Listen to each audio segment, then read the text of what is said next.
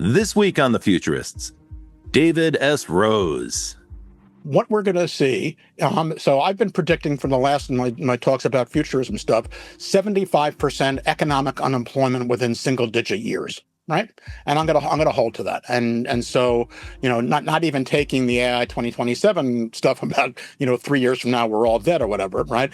But we are going to have effectively, think about it, once you hit AGI.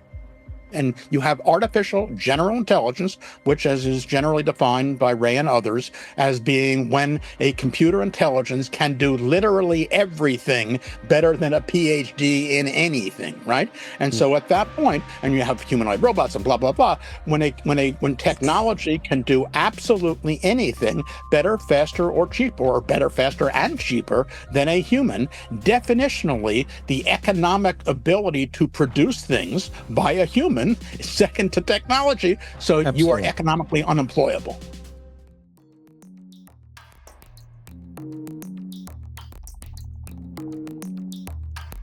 Welcome back to The Futurists. I'm your host, Brett King, and in the hosting chair with me this week is my good pal, Rob Tercek. Hey, Rob. Brett. Hi. How you doing this week?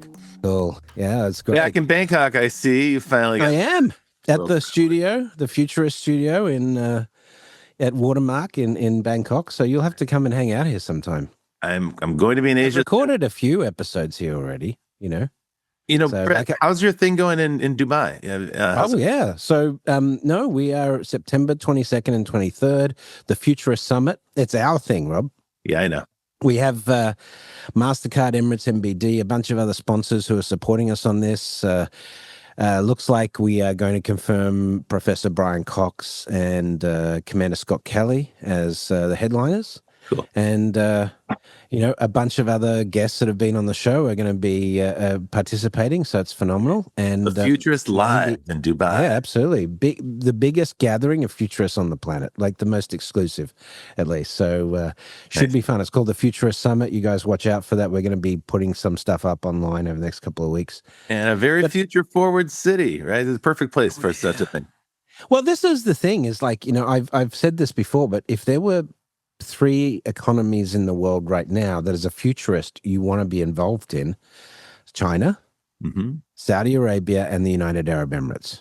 You could put the US in there, you could put Switzerland in there, but really 3 economies that are, like in the US, we have to fight for the future, right? Yeah. We got to fight against the incumbents and the traditional way. The future doesn't have a lobbyist in the United States, so it gets thrown under the bus. Yeah, but you don't have that in places like United Arab Emirates and of course in China, where they're rushing towards the future. Like, look at energy reform in China right now, and look at what's happening with the industrial AI and so forth. We've talked about this many times. Yeah, no, capital investment and infrastructure, future forward. It is a little shocking when you fly back from Asia to the United States. You land in New York or LA, and it just seems so antiquated. I mean, it's almost heartbreaking, right? You see the broken conveyor belts, and the luggage handling doesn't work, and you're waiting in line for a dirty old-fashioned taxi, and with the no maglev train to take you into seriously, it's like, this is the challenge, isn't it? It's like this is where pure capitalist models have some constraints. It's actually the guest we've got on today, I think, will be really helpful in sort of unpacking, sort of pulling this apart. And looking at how entrepreneurship and all of that is changing as a result of sort of these postures. Well, he's being so patient and uncharacteristically very quiet. Let's invite our guest to the show. Hey, David, welcome to The Futurists. It's a great pleasure to see you again. It's my pleasure. Looking forward to it. It's good to be among friends and fellow futurists. David S. Rose, world-class entrepreneur and super angel. You're known as the Archangel of New York City. Tell the audience a little bit about your background.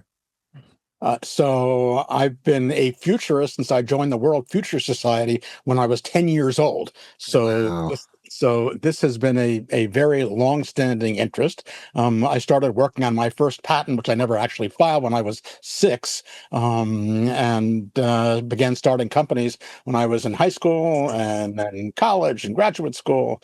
Dot-com boom, dot-com crash. So I am a fifth-generation serial entrepreneur, third-generation angel investor, believe it or not, first-generation VC, and as associate founder of Singularity University and the founding track chair for its finance, entrepreneurship, and economics program. This has been something that has been my raison d'etre in life for the last 15 or 20 years. I feel like I'm running around. It's like saying, the future is coming. The future is coming, and people have a hard time listening because it's all about exponentials, and exponentials are decidedly non-normative for people's psychology. And so when you keep trying to explain what it is, it's challenging. But that's my background is serial entrepreneur, started half a dozen companies, angel investor, founded New York Angels, have funded about 120. Including exits to most of the major players. I was the first investor and chairman of the board of a company called Comixology, and actually became Amazon's comics division. First investor and chairman of the board of a company called Jump Bikes, eventually became Uber Bikes back end. A bunch of other things out there. I've written a couple of New York Times best-selling books, the standard textbook on how to be an angel investor called Angel Investing, and the standard textbook on how to start a high-growth company called the Startup Checklist. The new version, second edition of Angel Investing is coming out this summer, which includes a chapter on the future and AI and all that kind of stuff, with an introduction by Reid Hoffman. Nice. And so, given all of the future stuff, I've been consulting with the Army's Advanced Futures Command and folks in various parts of the government and Congress, and often on deaf ears, despite everybody's best intentions. But so as a combination entrepreneur, investor, futurist, educator, author, and so on and so forth, I think this whole question we're discussing today is one of the, if not the single most important thing that we can be talking about at this point. I agree. That's why we started this show. But also, you've got that the pure sort of gap that's opening up between technical possibility and policy, adaptation, which, that gap produces significant challenges from a regulatory perspective, but it also opens up massive opportunities, in many different fields. Before we get into some of the future stuff, recently you had the opportunity to interview Ray Kurzweil, who is one of the most renowned super forecasters and futurists on the planet, having been so accurate with his forecasts at the moment. But it's like what he's been talking about for at least, well, when was the singularity is near? That was not, was that not? Well, no, but so Ray actually goes back to 1988 with his first book, The Age of Intelligent Machines. And basically, that's right. The Age of Intelligence, 1988, he comes out with a book that says, hey, all of this computing stuff is going to ultimately replicate the human brain, and we are going to have artificial general intelligence. Yep. So that book comes out, and this is before the internet, almost before computers. It won the prize for the best technical book or whatever, and dropped without a trace. Nobody read it. So 10 years later, in 1999, he comes out with his second book, which is The Age of Spiritual Machines. And here he says, okay, I'm doubling down on the fact that we're going to have AGI. And oh, by the way, I'm going to put a time on it. And I'm telling you, that's 30 years from now. So that's 2029. And we are going to have at that point computers that don't just think like a person, but they will have everything that a human brain will be able to do. Whether you call it consciousness or spirituality or creativity or whatever, the human brain is effectively a computer. And by 2029, we're going to have a human brain that is the same thing effectively, a computer brain, the same thing as a human brain. So that got a lot more press and began to be a category bestseller. But still, this was 99. This was just in sort of the dot-com boom, but before anybody was thinking about ML or AI or anything else. He then so goes his predictions have varied a little bit, but he's now saying AGI by 2029, right? So in 1999, he said AGI by 2029, right? So he's been consistent. So he's been consistent day one. So then he comes along in 2005 and writes this book called The Singularity is Near.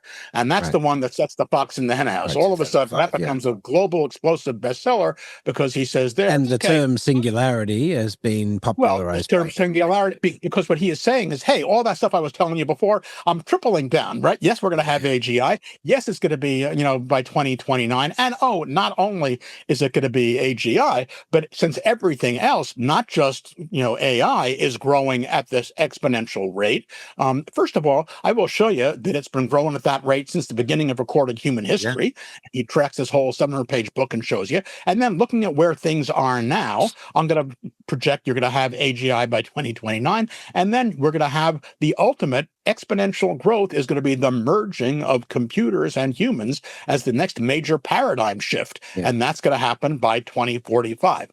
So this book comes out, and with longevity escape velocity thrown in there for good measure, right? With longevity escape velocity in 2032, in 7 years from now, right?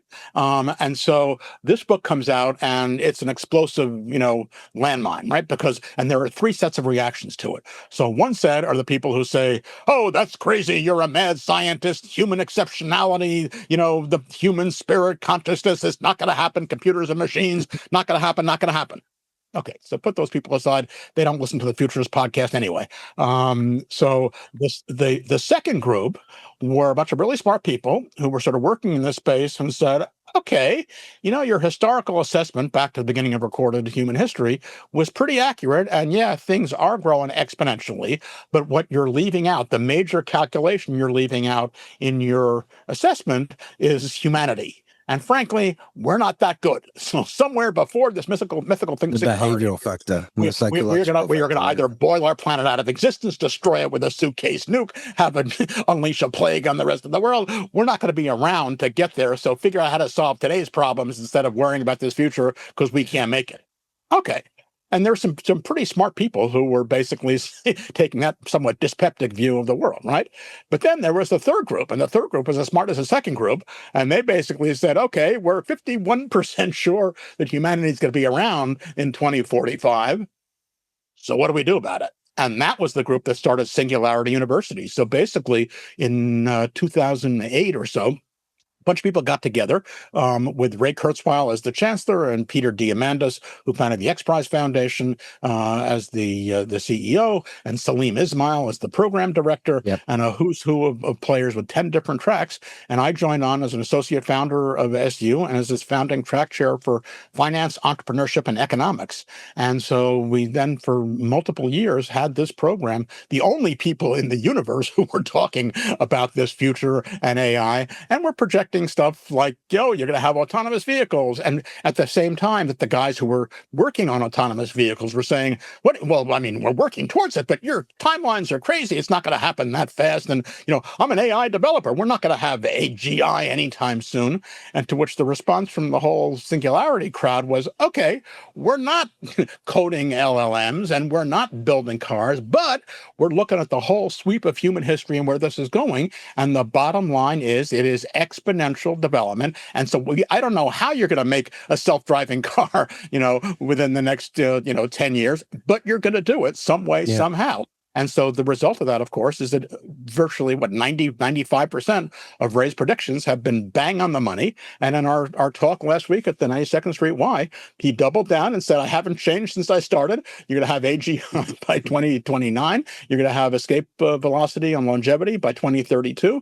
And you're going to have the singularity by 2045. And frankly, I'm bought and paid for. I agree. David, one of the things about this concept of the singularity, this notion of living through exponential change, and exponentials compounded with other exponentials so that it's like a radical transformation of capabilities, is that right about now, 2025, is the time when we would be in the knee of the curve. And that's the moment when the exponentials really start to accelerate. And my observation is that, one of the implications of living through an exponential shift like that would be that the old institutions are unable to respond because they're so slow, because they're built for an earlier era, an era of consensus, an era of kind of like not with exponential thinking. Yeah. And I mean, it might be very lazy futurism for me to speculate that that's what's going on right now, but that seems to be my impression, that our old institutions can't seem to keep up, and they are breaking, or they're under assault by people who are trying to push them off a cliff. What's your perspective about that? Living in New York City, do you think we're living through that exponential shift right now?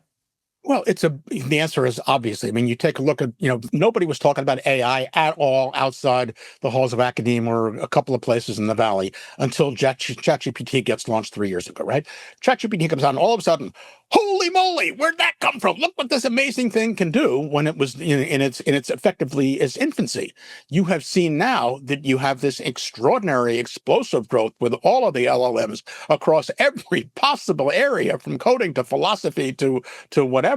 And so there's no question we're at the knee of that curve right now, right? So what AI is doing today with off-the-shelf free stuff, the latest versions of Claude and Gemini and ChatGPT and everything else, what they are doing would have been completely unthinkable 5 years ago. I mean, with people like us and the Futurist podcast, all your guests, okay, we live in this space, we accept it, we know it's just fine, no problem. We're entrepreneurial types, and we see, and you can adjust. But for regular people, I know people who have not used ChatGPT yet. I mean, Yes. I cannot imagine anybody with whom I work on a regular basis not using it for every single freaking thing you're doing. I mean, so this is Tech Week in New York. So I was invited to do a keynote the night before last for a major event here. So just out of curiosity, I went into ChatGPT and said, "Okay, I'm David S. Rose. I got to do a keynote on this thing. Go." Literally a 2-sentence prompt, and what came back was a 10-minute, perfect friggin' TED Talk-like keynote I about know. the future of this stuff in New York. I ended up doing next step because I'm a next step speaker, but it blew me away, right? And so the problem is all of the infrastructure, all of the societal systems that we have, our government and everything that has been built up over 200 years or more, is not designed for this. One of my closest singularity in the early days, which has since gone into the quotation books, which is cool, is any company designed for success in the 20th century is doomed to failure in the 21st. Oh, And that's that certainly applies to government as well. And so, for example, you both know that we have today the ability to do real-time voting, right? Given everybody's mobile phones, you have 2/3 of the world's population connected on the internet, connected with smartphones and so on and so forth, right? So if there was a need, if we wanted to do it, you could have instant, okay, should we invade Iraq? Ding, yes or no, right? Should we have, whatever? You could technically today have a real-time true democracy with every person out there. But no way on earth is that going to happen, right? It's actually it's interesting to see that the more we see these LLMs attempting to be radicalized, so like we've seen it with Grok on X, unfortunately we've seen it with some of the Chinese models, but the models won't let them. It just pulls it back to the bell curve, because it's modeled on sort of collective human behavior. So but the interesting thing about Singularity U, and the core thing, I've always described Singularity when people say, what is it? And it's like getting a permanently fixed pair of augmented reality goggles. So once you went through that program, you had exponentials literally burned into your brain cells, and you would look at everything. And today I look at everything in the form of exponentials. What does that mean? And when you start thinking about that, and the two things about an exponential power curve are, one, it happens really, really fast once you hit the knee of the curve. And then number two, it gets really, really big. So when you combine really, really big and really, really fast, which are non-linear, which is the way we are all programmed to think, it just people can't deal with that, right? And that's what is clearly happening, because on your podcast in SU, this whole universe we live in of exponential, growth, we see that coming. The vast society has not a clue, and you can tell them about it for as long as you want, and they don't get it. In fact, they double down on the past, right? You see this in these populist movements where they're trying to turn the dial back, or they're trying to turn the clock back to some mythical period in the 1950s. Yeah. That's gone, like that, and probably never existed in the way they think of it. But like they're literally fighting the future. It's obviously vainglorious. There's no way they can achieve that, but it garners an awful lot of support because most people don't like the change. Because it is absolutely crazy. And so, Have you guys heard of Luddites? Sorry. Hey, David, Yeah. we would love Go ahead. to. Sorry to bust in here, but what we love to do on this show before we run to a break is do what we call the quick fire round. What we love to do is ask a series of short questions, or short answer questions. And so I'm gonna let Brett do this. Here we go, folks. This is the lightning round. Go. All right, David. So just keep your answers as short as possible. What was the first science fiction story you remember being exposed to on TV or media? Well, it would be Jules Verne reading back in probably fifth grade. Very nice. We've had a couple of Jules Verne's. What technology has most changed humanity? Electricity. Name a futurist or an entrepreneur that has particularly influenced you in your thinking and career. It would have to be Ray, because Ray, Ray nailed it. And if you bought Ray early enough, that buys you into the entire world of exponentials. So I think that answers the next question as well, which is what's the best prediction or forecast an entrepreneur or futurist has ever made? And I think the singularity prediction, AGI, right, from Kurzweil. So right now, Is as you any know, others? there's something circulating in the Valley called AI 2027, which came out, about Right. 8 weeks Yeah. ago, which is, scaring the bejesus out of everybody, which is essentially is saying we're going to end up being pets within 3 years of AI, but I tend to think Ray has been so right so far, and it makes so much sense that I'm sort of hanging in there with the Ray time scheme. All right. Fantastic. I'm on board too. What and what science fiction story or what model of the future is most representative of the future that you think is shows the real potential of humanity? None. And that's the problem. I mean, if you're talking about the singularity, the reason Great it's answer. called the singularity is it's because it's beyond the event horizon. And we can't, even Ray can't conceive. None of us can conceive Yeah. when, it gets so big, so fast. You can't talk about what happens, what happened before the first singularity, what happens after this Yeah. one. Yeah. And that application of compressed intelligence. Oh, that's It fantastic. sure as heck is not going to be Star Trek with velour No. uniforms with zippers, and right? Absolutely. Yeah. Okay, it's All time right. for us Well, to look, head out that's a to a great break. way to have a break. Yeah. Yeah, so we'll Thanks, be back in just a minute. Hang in there, folks. We're with David S. Rose, and we'll be back with you in just 1 minute. Okay, you're listening to The Futurists, and we're back. It's Brett King and Rob Tercek, and this week we're talking to David S. Rose, a serial entrepreneur, super angel investor, and someone who loves to talk about the singularity. Hey, David, tell me Thinking something. exponentially, right? You have been so focused on entrepreneurialism your entire career, and now we're starting to see this rapid acceleration occurring, which is so transformative. Do you consider this a good time to be an entrepreneur, or is this a very turbulent period to be an entrepreneur? Maybe both. No, well, first of all, it's a turbulent period because now that we're in the knee of the exponential curve, all bets are off and everything is changing. But that being said, one of the misconceptions that most people have about entrepreneurship is that there is a good time or a bad time or a special industry or something, a trend that's happening, or that's all bullshit. And it really is, that's not a thing. Entrepreneurship, in my taxonomy of entrepreneurships, there are 4 types of entrepreneurs, right? You have what I call survival entrepreneurs. And by some accounts, 42% of the population of Ghana are entrepreneurs because they've got their own businesses. Well, if you have to feed your family, you'll do whatever the hell it takes, including starting a handicraft business, planting, being a farmer, whatever, but you don't do it because you want to, you do it because you have to. And once that need is over economically, you go back and you're happy to get a job or not do something else. The second kind of entrepreneur is a natural born entrepreneur. And this is somebody who pops out of the womb psychiatrically primed to be an entrepreneur. And in my experience, the incidence of this in the population is about 1%. About 1 out of 100 people are these natural born entrepreneurs. And if you are one, it's like Gaydar. You can tell them in a room, instantaneously. Of course, the examples of this are the Steve Jobs, the Elon Musks, the folks like that, right? The third group are what I call self-made entrepreneurs. And these are people who are rational. They're not the nuts the born entrepreneurs are. These are people who have experience in a domain, understand a problem set, understand what's going on, are entrepreneurial, as an adjectival form of it and say, okay, I can figure out how to solve this problem because I know these things over here, and I can plan and make a business that logically will, create value by solving this problem. And they account for the majority of entrepreneurs in the world and the majority of companies, probably 75 to 80% over there, right? So in terms of the natural borns are about 20%, and the self-mades are about 80%, right?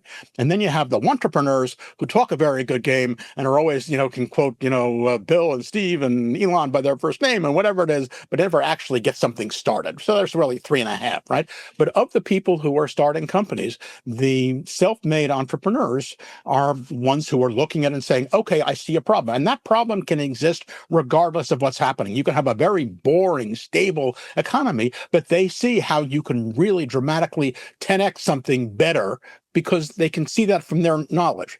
And then the entrepreneurs who are the natural born entrepreneurs, of which I'm one, I mean, we'll start something. You can put me in the middle of a desert in the middle of nothing under a hot sun, and I'll figure out how to, sell, something to somebody or whatever, right? And so there is no specific thing about being a good or bad time. If you are an entrepreneur, either type of entrepreneur, you will figure out how to do it. You will figure something to do because there is always a need for change. At this particular point in time, as the quote I gave you in the first half about any company designed for success in the 20th century is doomed to failure in the 21st.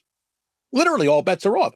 Every single business that we have now is being completely reimagined. In the era of AI and all of this new technology, there is no such thing as a business that was existing, 50 years ago that will exist in that same form. Well, forget the singularity 50 years from now, 10 years from now, right? And Well, we're starting to see the advent of AI accelerated startup companies. An example would be, Cursor or Midjourney.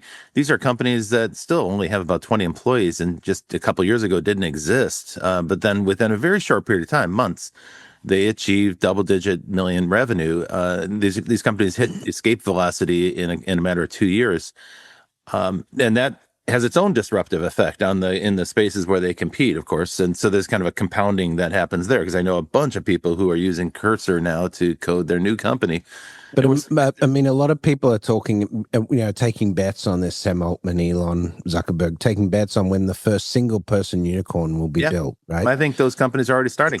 So, I guess my question there is this: we have heard a lot of gloom and doom stories about the advent of AI and the displacement of humans and the massive job loss and so forth. I think much of that is exaggerated because I think it's hard for people to imagine. Dude, have you seen the latest layoffs just in the last couple of months? There's big layoffs being announced because of... Okay, but let me peg it to the question. So the question then is this a time where everybody should start to think about being an entrepreneur? Because the future of being employed is being... No, wrong, and wrong. Let's wrong premise, wrong question, and wrong answer, right? Let's go back to it. Sophisticate me, David. All right. So first of all, what we're going to see. So I've been predicting from the last my talks about futurism stuff, 75% economic unemployment within single-digit years. Right. And I'm gonna hold to that. And so, not even taking the AI 2027 stuff about, 3 years from now, we're all dead or whatever. Right. But we are going to have effectively, think about it, once you hit AGI, and you have artificial general intelligence, which, as is generally defined by Ray and others, as being when a computer intelligence can do literally everything better than a PhD in anything, right? And so at that point, and you have humanoid robots and blah, blah, blah, when technology can do absolutely anything better, faster, or cheaper, or better, faster, and cheaper than a human, definitionally, the economic ability to produce things by a human is second to technology. So you are economically unemployable, right? And so therefore, I think when I say only 75% unemployment, I think I'm being generous. And when I say within, 9 years, I think that's generous. I think it's probably sooner than that, not 2, but sooner than that, right? And so therefore, that's inevitable, definitionally inevitable, right? So, and in this one, by the way, I disagree with Ray and Peter and Reed, all of whom are, you can augment it, and this will will now allow everybody to have like an exoskeleton for work and you can create more. And so, I honestly don't buy that, right? Because if you think about it, when you get to AGI and its integration into everything, a person is we're the weak link in the chain, right? The tech can do everything better than us, and so you can't be economically employable. But that's very different from saying we're all doomed, right? Because what I think is happening and what I would like to give you is my view of the economic future here, right?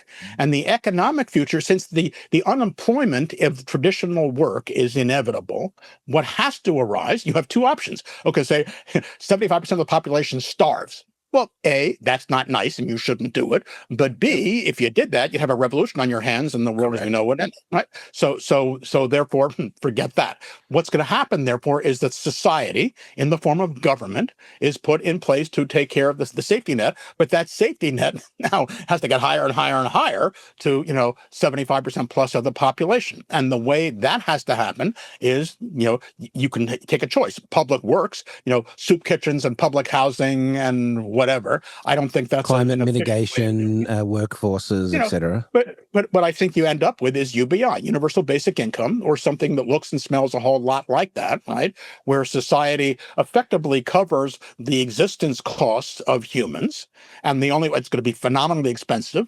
The only way to get that is using society's economic power, which is taxing, government taxing. So therefore, the good news is all this technology is going to make value creation infinitely better and it's going to 10x all this kind of stuff. So you're going to see, more cars, more equipment, more everything, more food, whatever, being made, but requiring fewer and fewer humans. So you're going to have a great deal of value being created, and therefore the government, in the form of taxes, will tax that value and apply the economics from that to covering the existence costs of humanity. Now the question is, okay, how do you tax that value? Not my job, right? I'm no, that's the part. That's what the UBI thesis is great. But the other flaw in this, the direction right now, we're in the process of passing this bill in the U.S. Congress that's going to slash taxes and add to the deficit in a peacetime and slash investment in the technologies that would allow us to implement this type of radical change. They're fighting the future. No, but again, take the long-term view, right? Take the long-term view this is inevitable. It's going to happen. It can happen with more or less dislocation. Are certainly, there's nothing right now in Congress, nothing in anybody's bill, nothing within even the view of any elected official anywhere, right?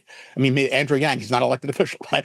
There is nothing that would get us even to that step. We can't even get a basic UBI even in test, and that's the way you're going to have to do it. But at some point, when you end up having, 3 years from now, 5 years from now, 20% on it, forget 75%, 20% unemployed, 25%, which is more than you had in the middle of the Great Depression, right? Yeah. The only answer is going to be something. It's inevitable. I have an issue with UBI though, because I think it through is that not from I think we can figure out how to fund it. I think we have to, because otherwise you're going to have a revolution. So you're going to have to figure it out.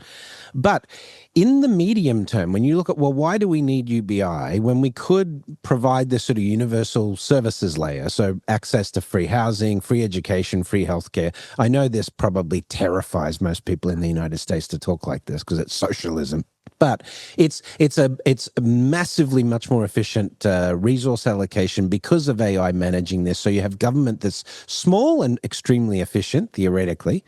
But here's the problem I have with UBI, David, is it's built to keep you consuming, but isn't consumption in a world where we can have exponential growth and bring the labor cost down to zero to produce any widget on the planet. Isn't that itself a problem? Because that will lead to extinction unless we mitigate our consumption. But now you're heading to this sort of Puritan social engineering thing, which I don't buy into either, right? Okay. And by the way, you are in the majority, I'm in the minority. There is an enormous thing saying people have to work for dignity and they have to, but we have conflated work, right? You can still work, but it's just much more meaningful and purposeful work. It's not working to put food on the table. But you don't have to put food on the table. But my point is that where we are going in a very short period of time, the large majority of people will not be able to put food on the table by creating economic value. right? True.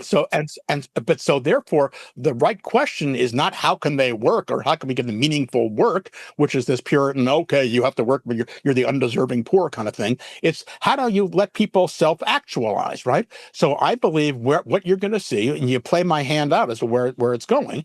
I believe you end up having UBI, and you finance the UBI by taxing the value that's being created in some way, and there are a dozen different ways you can do that.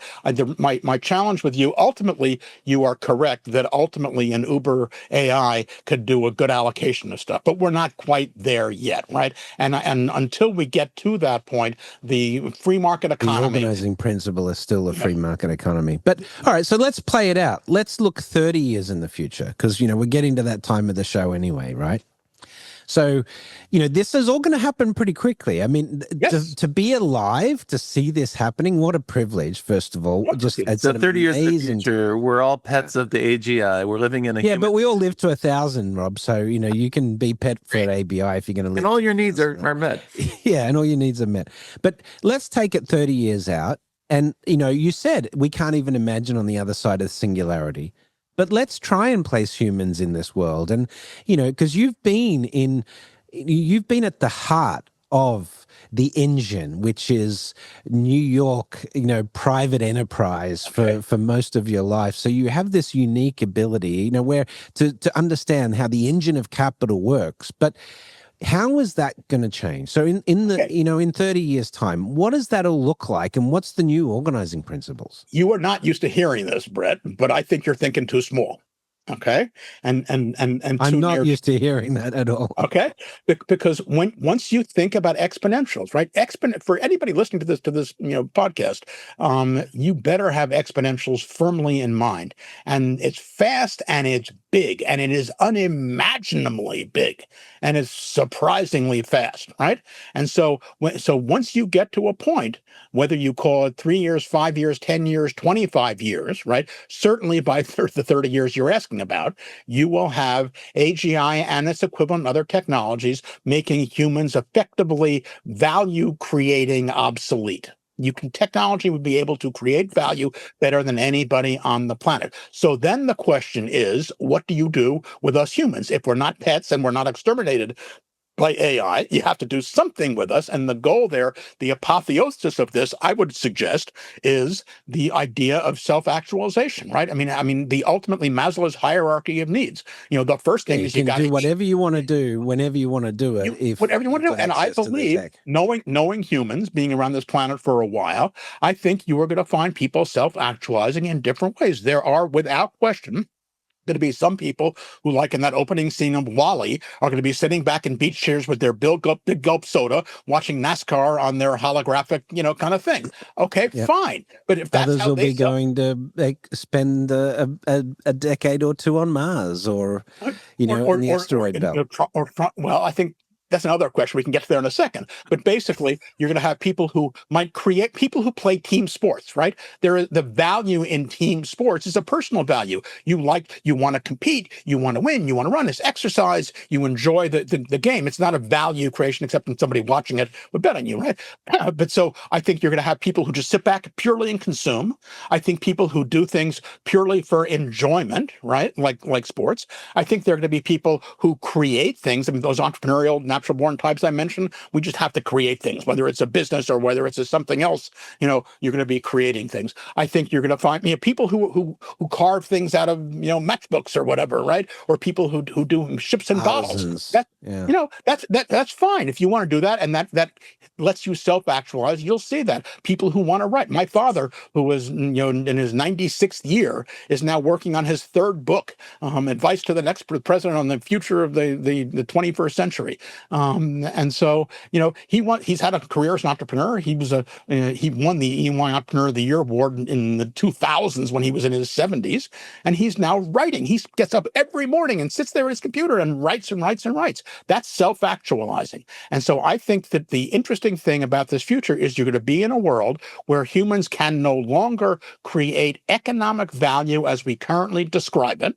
where you're going to have the equivalent of UBI financed by a value tax. And if you want to do the economics, I can walk you through all the But if, economics. with all you're describing, why is money even useful? Money isn't useful if you don't have value creation. Money is no longer useful. No. Because money, at least until we get to that mythical thing in the future where AI can decide in a planned economy how everything works, right? Money is the interchangeable, barter for everything, right? And so it provides the more intelligence you put in the system, the less valuable money's going to become. Absolutely. I mean, so money itself has no value. So the question is, how does somebody who is intensely competitive and wants to have something, how do you self-actualize somebody who would kill his grandmother to win, right? I mean, when there's no need to win and do that, right? But so until we get to the AI, just to be clear, we don't endorse killing grandmothers on this show. No, we don't.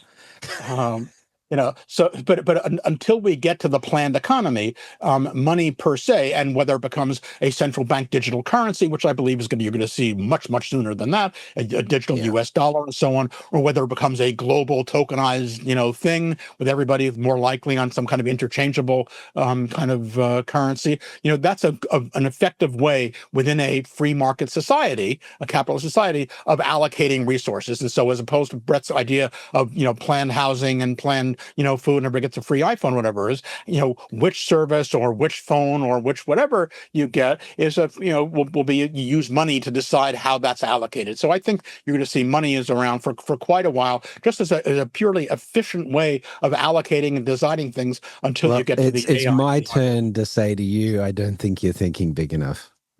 Because I think money, I think pretty quickly we're going to learn that money and the system that we've created is a poor allocator of prioritization in terms of sort of broad human existence and sort of species level stuff. Brett, I don't disagree. But I think where you and I probably disagree is the timing, right? Because the change from that really, I mean, that's going to be talk about. I think definitely the second half of the century, but I think it could be 2060s, could be 2070s. It's just how resistant the change is. Right? Now you're thinking too short again. Okay. 2040. Keep in mind 2045. I mean, when Ray talks about this, when we've got ASI and we've got no. When Ray talks about the singularity, what he literally means, right, is a literal merging of people and technology. Yeah. So you're not sitting here doing a podcast, right?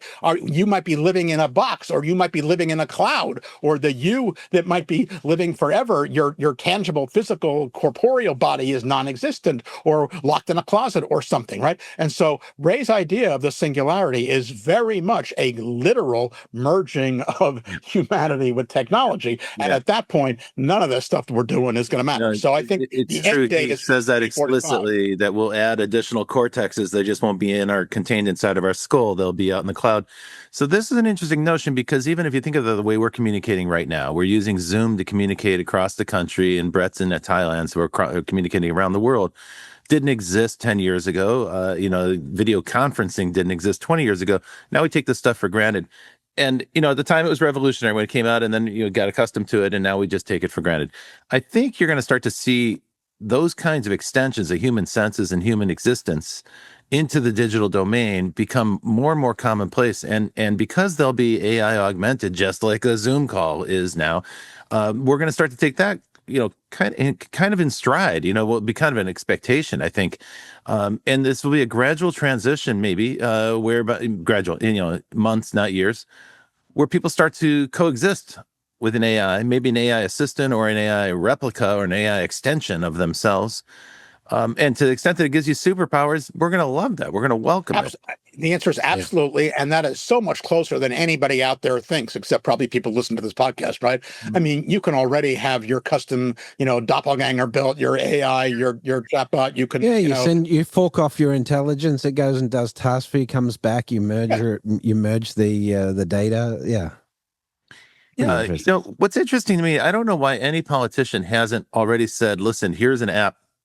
Tell me what you think on these issues, and I will vote the way the majority of you tell me how to vote. I mean, like, you could have an AI-assisted politician right now who has his or her finger on the pulse of what his or her constituents are thinking. it just seems so obvious to me. But that's I actually tried something like I was developing something like that a number of years ago, and I ran into some interesting campaign contribution limits. Right, you can't actually, Elon Musk aside, you can't actually pay somebody to vote on something. oh, You can tell them what you want to do, right? But yes, you're going to, and you see increasing polling, and you're going to see more and more of that. But ultimately, in theory, you're not electing an AI; you're electing a person. The reason you're electing a person is for their own brain and their own representing you, since you're not going to vote on But everything. that's the weakest link, But it my is friend. interesting to think about. Think about what is the next election going to look like with AI in the mix. That's like the next Right? U.S. election. How will the next anything look? I mean, literally Sure. from right now, you see what's happening with the LLM developments. I mean, this stuff is coming out literally monthly, right? Yeah. Yeah. Bi-monthly. And each of these is, so Ray hasn't put it this way, and I don't think he would agree with me, but what I see happening, we're at the knee of the curve, and depending on how you calculate things, I think that the doubling time for what we're seeing is no longer, 18 months to 2 years. I think in terms of AI stuff, it's much closer to 6 months Yep. where you're looking at this doubling. And so that means when you compound that, you get to where we're going a hell of a lot faster than even with Ray's I projections. mean, it's true, right? You have to spend a significant amount of each day understanding the changes in these models and how to use them, or talking to people who know, who've tried it before you. So there's this sort of, if you buy into this thesis, you can really start to make it a lifestyle choice. And then it is kind of strange to see people who are still like, wait, what? I haven't used it yet. What's it like? And they need to catch up. Though that's going to get easier and easier as well, because as these machines get more and more intelligent, the on-ramp doesn't, the Well, system itself will I teach you. think one of the most interesting places that hasn't been focused on really, and people should, is this question of education. Right? I mean, if you think about it, historically, we were defined by what we had access to living in America, living in New York, going to Ivy League schools or whatever it is, right? Today, as you saw with the demo of GPT, 4 with Sal Khan, anybody who's connected to the internet has free access to an LLM Yeah. that can act as the world's best teacher on any subject a student would want. Absolutely. That's Yeah. 3/4 of the world's population having the world's most ideal teacher in every subject. So education now technically can be completely universal. The And I best think that has the potential to mathematician change our in the life. world, the best physicist in the world, the best chemical engineer in the world. This is going to be. And school administrators are trying to forbid people from using AI. This Oh, is the well, most how long is ridiculous that going thing. to last? It's like pocket calculators. Like the technology's here. So let's People know how to use it. let's get in this final part of the show, David.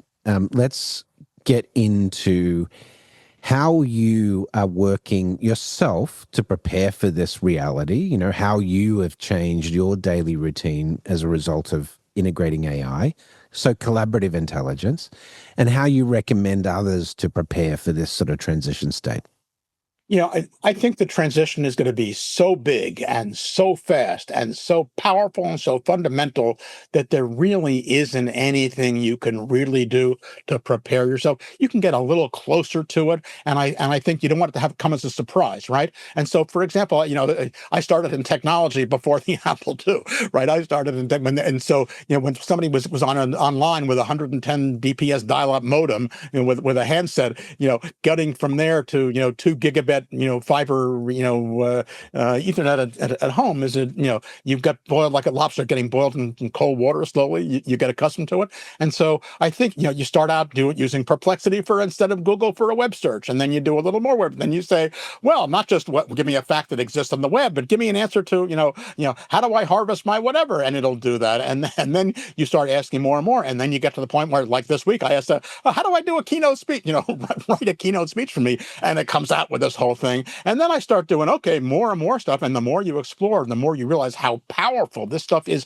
today. And then that gives you an idea of, if you think exponentially, where this is going. So I think the best thing anybody today can do to prepare is just use it. Use it instead of a Google query. Use it the next time you want to, buy something or build something or do anything. You have this incredible tool sitting on your phone, sitting on your computer, and just using it will get you into the spirit of the futurists. Right on. Well, And there on you that go. note, let's bring it to a close. Hey, David, it's been a great pleasure to see you again. Thank you so very much for taking time out of your day to join us on the Futurists. Brett, it's always great fun to catch up with you, and I'm happy to see you got back home safely from your travels.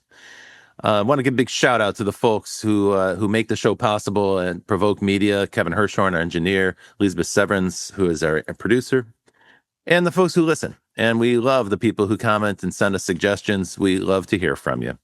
Now, David, where can people find out more about you? If they're more interested in getting even more from the David S. Rose fire hose of ideas, where can they find that? davidsrose.com. And there's a thing, contact me, which lists every known way to get anything in all the areas I'm working on to connect with all the various components of that. So, and just to disambiguate, you're not the David Rose, the actor, or David Rose, the performer and singer. You're David S. Rose. Don't forget that. I'm not the futurist. Actually, I was an investor in a company called Ambient Devices, where the CEO was David Rose. And so I was the executive chairman, David S. Rose. And so after we did our investment, the board issued a press release saying, we've decided that either our CEO or our chairman has to change their name. But I am you just make David sure that everyone else that joins the company has the name David Rose. That'd be cool. Super fun to have you on the show this week. Thank you very kindly for joining us. And folks who are listening, we'll be back next week with another future-minded thinker who is using their skills and influences to shape and bend the future in the direction that they anticipate. And until then, Brett, you know this line. Until then, we will see you in the future.